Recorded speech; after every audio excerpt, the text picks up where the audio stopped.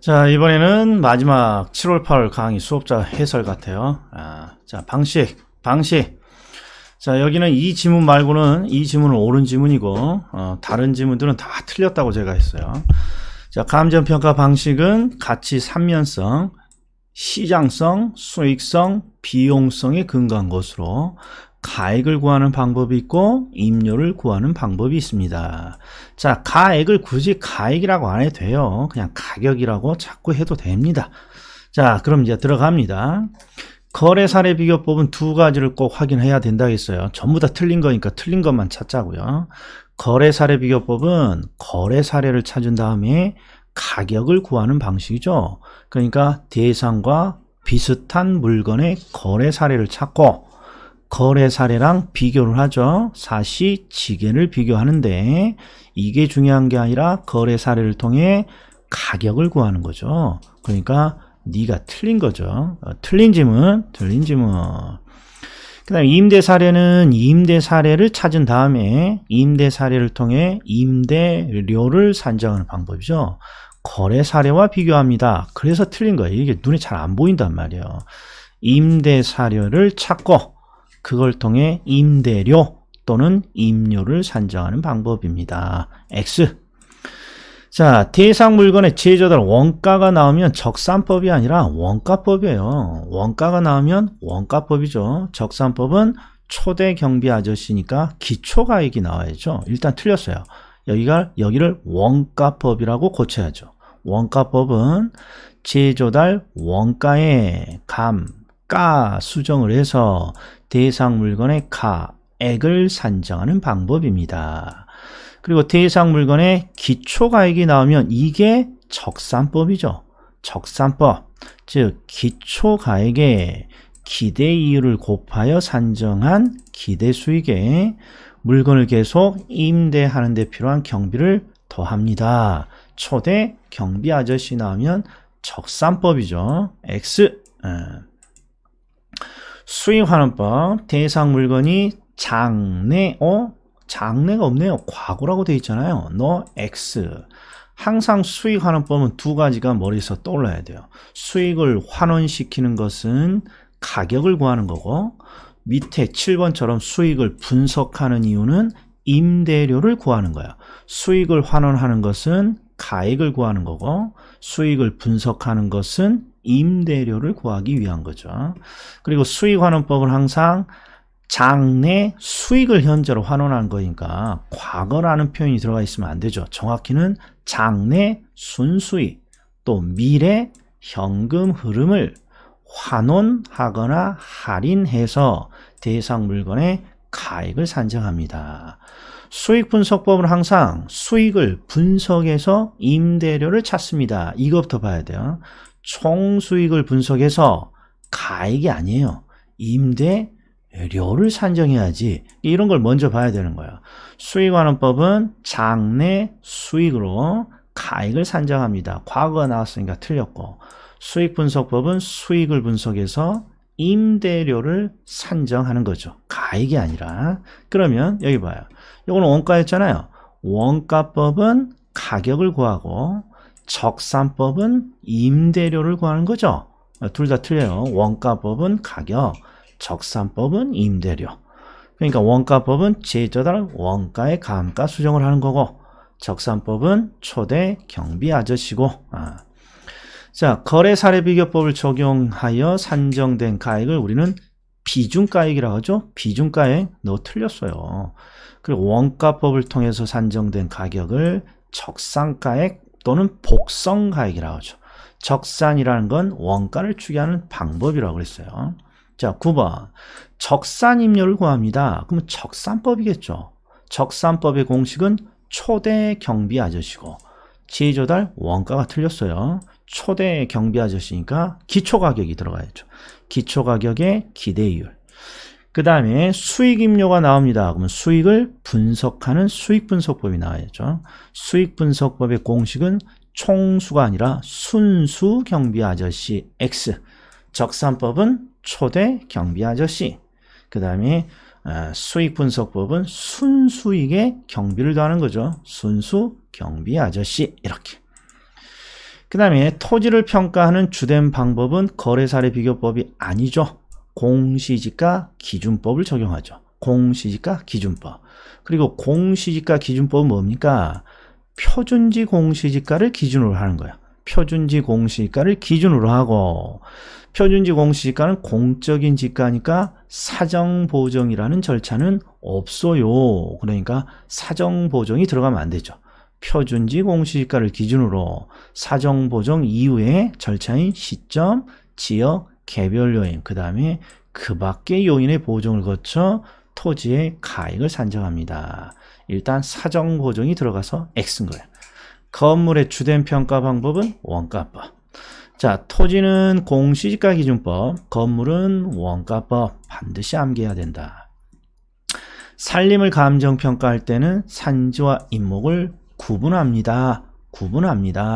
이 경우 임목은 거래가 많으니까 거래사례비교법. 소경목림인 어린 나무는 키울 때까지 들어간 원가. 옳은 지문이네요. 옳은 지문. 임대료를 감정평가할 때는 원가가 아니라 임대사례 비교법이죠. 임대차 사례는 많으니까 임대사례 비교법을 적용하는 거죠. 너 틀렸고. 광업재단 나오면 업수수익관원법. 영업권 나오면 업수수익관원법. 이렇게 돼야죠. 자, 부동산의 가격공시제도. 자, 1번은 딱 표준지라고 나왔어요. 그러니까 표준지 공시지가이겠죠? 근데 표준지 공시지가가 중요한 게 아니라 표준이라는 말이 나오면 무조건 국토교통부 장관이 표준지에 대해서 매년 공시기준율 현재 적정가격을 조사평가하고 중앙위원회의 심의를 거치는 거죠. 국토교통부 장관이 표준위에 대해서 중앙위원회의 심의를 거쳐 공시합니다. 옳은 지문. 이때 적정가격은 뭡니까? 법이 적정가격을 조사하라고 그랬는데 적정가격이 뭡니까? 봤더니 토지, 주택, 비주거용 부동산에 대해서. 자, 요것도 알아야죠. 토지에 대한 가격 공시가 있고 주택에 대한 가격 공시가 있고 아직 실무에서 발표하지는 않지만 법에 비주거용 부동산에 대한 가격도 공시한다고 법은 근거는 되어 있는 거예요. 법의 근거는. 적정 가격은 시장 가치랑 비슷한 개념이라겠죠. 통상적인 시장에 성립될 가능성이 가장 높다. 이걸 말하죠. 옳은 지문. 자, 표준지 공시지가의 공시사항. 일단 공시사항은 항상 표준이만 나와요. 그러니까 표준지 공시지가의 공시사항을 물어보기도 하고 표준 주택의 공시사항을 물어보기도 하는 거죠. 그러면 항상 두 문자가 일단 표준지니까 지번을 밝히고 단위면적당 가격을 밝히죠. 단위면적당 가격 제곱미터당 10만원입니다. 그리고 면상 쫙 표주리, 면상을 쫙 표주리, 그리고 지형도 이렇게 암기하고 있죠. 일단 옳은 지문. 자, 표준지 공시니까 토지시장이 지가 정보를 제공합니다. 보는 순간 표준지 공시지가 효력 지, 일, 구, 감 이걸 묻고 있구나. 이게 떠올라야 된다 이런 거야. 표준지 공시지가는 지가 정보를 제공하고 일반적인 거래의 지표가 되고 국가, 지방자치단체, 감정평가업자가 지가나 토지를 평가할 때 그 기준이 됩니다. 다 옳은 지문이죠. 그리고 특히나 요게 보여야 돼요. 감정평가업자가 개별적으로 토지를 평가합니다. 그러면 표준지 공시지가를 기준으로 하라고 했잖아요. 그래서 토지의 주된 평가 방법은 공시지가 기준법이 되는 거예요. 그리고 공시지가 기준법이 나오면 항상 표준지 공시지가를 기준으로 하고 사정 보정의 절차는 없더라. 이게 떠올라야 되고. 옳은 지문. 표준지 공시지가에 이의가 있습니다. 표준위는 국토교통부 장관에게 이의를 신청해야죠. X. 자, 국토교통부 장관이 표준지 공시지가를 조사평가합니다. 이것도 자, 표준지 공시지가를 조사평가하는 경우라고 되어 있지만 표준 주택가격을 조사평가할 때 공동주택을 조사평가할 때 다 똑같아요. 똑같아. 왜? 국토교통부 장관이 표준이 공동의를 만드니까. 항상 어떻게 해야 됩니까? 종합적으로 참작합니다. 이게 포인트예요. 표준지 공시지가를 조사할 때는 다양한 것들을 종합적으로 참작한다. 근데 어떤 것들을 고려하나요? 자, 거래, 사례, 가격. 그 다음에 임대료, 그 다음에 토지 조성에 필요한 비용 추정액. 거래 가격, 임대료, 비용 추정액 등을 종합적으로 참작하는 거예요. 거래 가격은 거래 사례 비교법을 적용하라는 뜻이고, 임대료는 수익 환원법이죠. 가격을 구하는 거니까. 그 다음에 비용 추정액은 원가법 등을 종합적으로 참작합니다. 자, 또 일반적으로 표준지는 토지에 대한 가격을 공시하는 거죠. 근데 대부분 토지 위에 일반적으로 뭐가 있어요? 건물 등 정착물도 있고, 그 다음에 토지에 임차권, 저당권 등 사법상의 권리가 대부분 있어요. 그러면 토지만의 가격을 평가하는 표준지 공시지가는 표준지는 토지에 정착물, 사법상의 권리가 있다면 정착물 또는 권리가 존재하지 않는 것으로 보고 평가하죠. 정착물이 있어도 없는 것으로, 사법상 권리가 있어도 존재하지 않는 것으로 보고 평가를 하죠. 요걸 우리는 나지상정평가라고 하는 거죠. X 이렇게 되어 있는 거죠. 표준지로 선정된 토지. 지금 9번은 제가 수업자를 살짝 수정했어요. 요거죠. 가로. 자, 표준지 공시지가를 개별 공시지가로 봅니다. 얘는 여기에만 해당하는 거죠. 표준지로 선정된 토지, 그 다음에 조세 부담금의 부과 대상이 아니라면 돈 들여서 개별 공시지가를 공시하지 아니할 수 있죠. 특히나 표준지로 선정된 토지는 국토교통부 장관이 가격을 산정할 거니까 국토교통부 장관이 조사한 표준지 공시지가를 시장군수구청장이 개별 공시지가로 보면 되는 것이죠. 그 다음에 개별 공시지가는 현장에 나가서 산정하는 게 아니라 사무실에 앉아서 표준지 공시지가와 토지가격 비준표를 사용해서 산정을 하죠.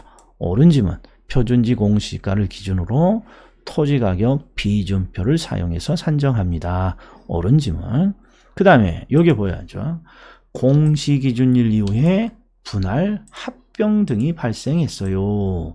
자, 분할 합병이 중요한 게 아니라 공시기준일 이후, 즉 1월 1일 이후에 상황이 바뀌었다는 거예요. 1월 1일 이후에 상황이 바뀌었다면 상황이 바뀌기 전인, 과거인 1월 1일자의 가격은 의미가 없죠. 따라서 대통령이 정하는 날, 이게 7월 1일 또는 내년도 1월 1일이죠. 7월 1일, 내년도 1월 1일을 기준으로 개별 공시가를 결정 공시합니다. 이렇게 되죠. 자, 중요한 거 여기서부터 여기까지는 다 맞았어요. 근데 뭐가 틀렸니? 개별이가 나왔는데 국토교통부 장관이 나왔다고. 그러니까 여기에 시장군수 구청장은 이렇게 들어가야 돼요. 틀렸어요. 아무튼 중요한 거 공시기준일인 1월 1일 이후에 상황이 바뀌었다면 과거의 가격은 의미가 없으니까 대통령이 정하는 날 7월 1일, 내년 1월 1일을 기준으로 개별 공시지가를 결정합니다. 요거 꼭 기억해 줘야 돼요. 상급 논의.